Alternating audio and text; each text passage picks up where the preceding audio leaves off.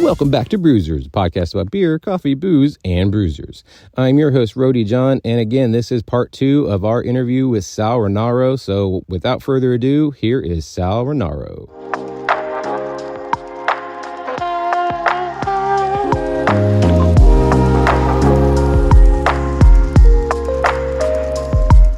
Saying that, where do you think, because again, you've been in the business for 25 years now, what do you see the future of pro wrestling being? And that's the ultimate question, right? If I had the easy answer, would he be doing it? But I'm so, I love the progression that pro wrestling has made. You know, there was the time, I almost call it the dark ages, which is funny because in my brain, I'm still, 25, right? I'm not an old grizzled veteran, right? I'm still young and ready to go. But when WWE monopolized the business, and I don't mean that lawsuit style, but when WWE came in the major part of town, right? When they became the de facto, this is the place where you make money. Nowhere else you're going to make money, at least in this country. They had a type and they had a style. And I'm going to decree, and I'm not going to bury that style. I'm not going to bury that look. That's what the boss liked, and that's what the boss got. In any line of work.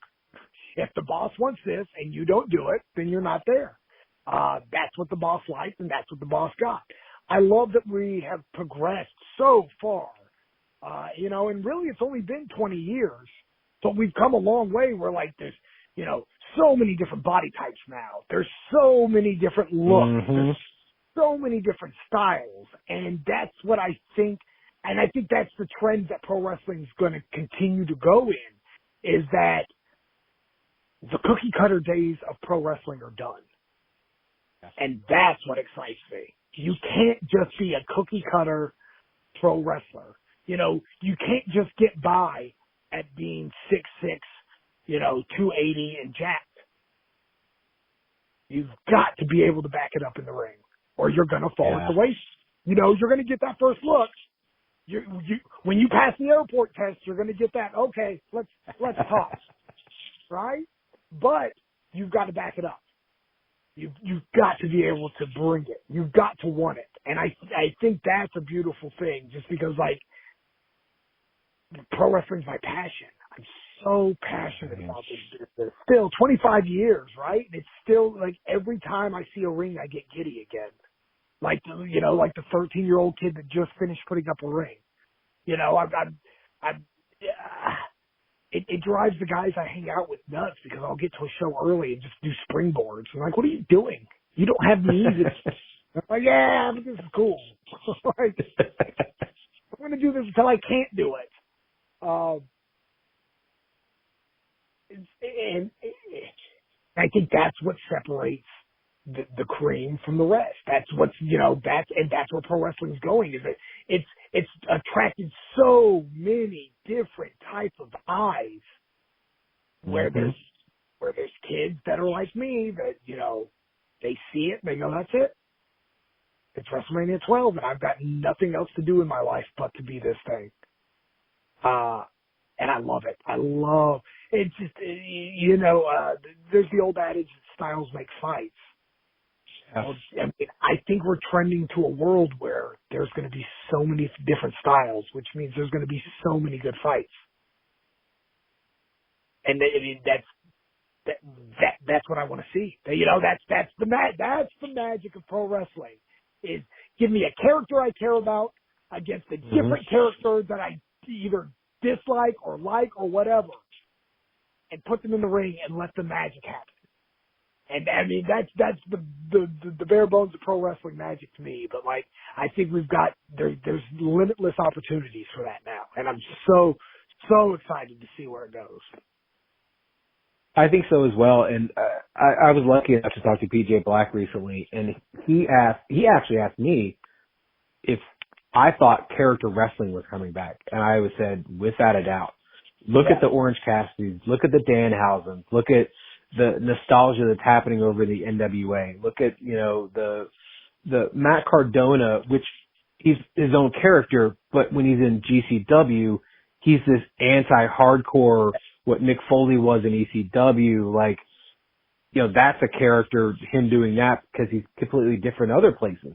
And then, you know, you have all these different, the characters are coming back, but you're obviously still having, you know, people be their real self or whatever it is. And like you talked about Seth Rollins earlier. Look what he's done. He's basically like a better Joker, but he's not painting his face. Yes, no, and this thing is like, again, Rollins is he's family, right? He's my dude. Yeah. Like, not like I remember, you know, he had smartened me up. I was on my way to Slammiversary, so this had to have been June, I guess, of 2012. Whenever the Shield got called up to TV, he had smartened me up Oh, there. wow. Wild, you know, like, hey, I just got the call. You know, we're debuting at Survivor Series. Oh, that's cool. And then I saw that lineup, and I thought, you know, at the time I was like, oh, well, Moxley's got TV money written all over him. Like, look at this guy. He can talk. He's got a different style, like, you know. And then you see Roman, and you're just like, oh yeah, he's getting a chance. Like, I don't know if he's the guy, but he's gonna get the chance to be the guy. And I was so scared that when the Shield broke up, you know, Moxley was definitely going to be the guy. Roman was going to get all the shots in the world to be the guy, and Seth Rollins was going to be the dude on main event having good matches. You know, that was my internal fear. Just because, I mean, I wanted to see my buddy succeed, but like, it's not like he was promo Magoo, right? Like, he was just a really, really, really good pro wrestler, and he's found this niche where it's just, Jacob wanted to go to SummerSlam this last year, which was in Nashville. Oh, yeah. Which isn't that far down the road from us. So I said, you know, let's go. So, you know, I made a couple calls. We went to SummerSlam. And the week before is when they announced that they were scrapping the Riddle-Rollins match. And, you know, he was furious because he didn't get to sing the song. Furious! Yeah. Why would they scrap this? You know, and then they ended up having him do a run-in anyway, so they got to sing the song. So he was happy. But just the thought of not getting to sing the song, he debated not even going. And it's you know, it's crazy that that's the same guy that I was worried about. Oh, well, he's going to be working with Chris Masters on Superstars. And that's what I on too. I love Chris Of course, Masters. no. Chris Masters is fantastic. Yeah. Now, it's funny you say that, because I have been lucky enough, obviously minus 2020, to be to the last 14 WrestleManias. And yeah, we're not missing them anymore. Obviously, you get to this number, you're going to just keep going until you die. Yeah, we're in it for life. So it's not a big deal. Which I love, because I like to check out a different city, and I like to check out the different venues, and that's always fun. And obviously, with the growth of the week or the weekend that turned into the week of WrestleMania and all the talent and seeing all the shows, you know, you can do whatever you want. You can either travel and sightsee, or you can catch every bit of wrestling you can. Every wrestling ever, yes. Yes. If you ever wanted to see a pro wrestler that, you know, may or may not also be in another major company, wrestling someone that you may have never heard of, but is now your new favorite wrestler, WrestleMania week is the way to go, because there's at least 25 shows now, and it's not getting smaller. No, in the least. Yeah. It's great, man. It's, you know, we did, what was it, a couple of years ago in Tampa. Where the greatest false finish in the history of the business, where, you know, Vince came out, welcomed us to WrestleMania, and then the lightning struck. It's like, you really think we're giving you live pro wrestling? Mother Nature said not so much. Yeah, the first ever WrestleMania to be delayed due to rain. So yeah. But that was Jacob's whole thing. Is, you know, he wanted to go to WrestleMania, but he wanted to go to every. You know, that was like, yeah. I want to go see this. I want to go see this. We're like, dude, you make the schedule, and if it's humanly possible, we'll do it. And thank God I know people because I couldn't afford it. Oh God, no. As a fan, I still am like, I mean, I'd like to, but I can't afford everything. Like, that's just not humanly possible. So thank heavens I'm able to call in favors and pull some strings. Yeah. But I wanted to, I mentioned all the WrestleMania to mention Seth Rollins, that San Francisco, WrestleMania, 31, he comes out during the main event to cash in. That pop, like, to me it was deafening because I was making so much noise because that is not the main event I wanted.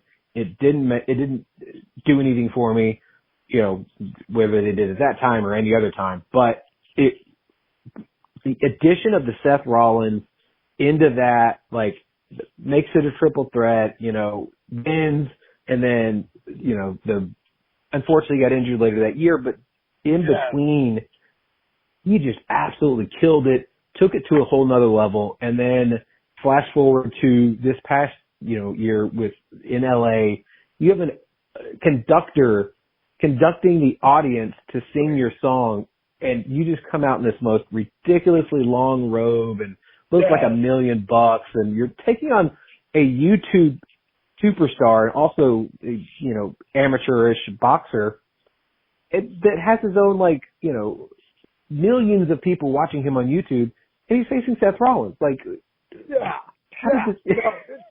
You don't accidentally get that spot at WrestleMania. Exactly. Exactly.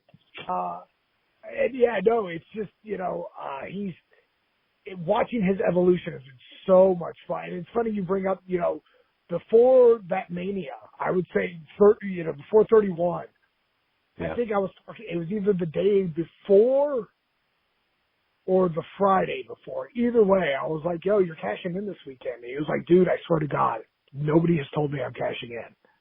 And I was like, oh, well, I'm telling you.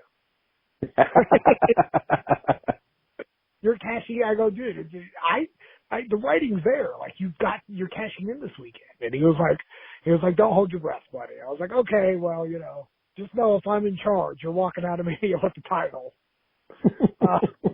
And he was like, thanks. Cool. Keep that in the back of my mind. I'll run that by Vince. And so, sure enough. So, we're watching it at the house, and he does the music hits, and I was like, bloody son of a gun. I knew it. So I didn't want to, I figured his phone was going to literally blow up that night. So I didn't need to, so I waited till the next day, and, I just sent him, I sent him a heartfelt message that I really meant, stuff like that is the reason why dreamers dream, right? Like, dude, you walked out of WrestleMania with that you were never supposed to be that guy. You know it and I know it, right? Like, when you broke in, you were never supposed to be the guy walking out of WrestleMania with the heavyweight title. But that's why we dream. That's why we do this. Because you did. And he hit me back immediately. I mean, it was almost immediately. He was like, dude, who'd you call? What do you mean? He goes, well, you made this happen. I was like, oh, yeah, sure. You can make that check out to Sal Rinauro. Yeah. He was like, man, he goes, they didn't tell me till, I mean, Brock and Roman were going, and I was finding out. He goes, it's not like, he goes, when I lost to Randy that night, I was done. I was getting ready to go to Raw. Like, this wasn't a thing I had. He goes, but, it happened. It happened.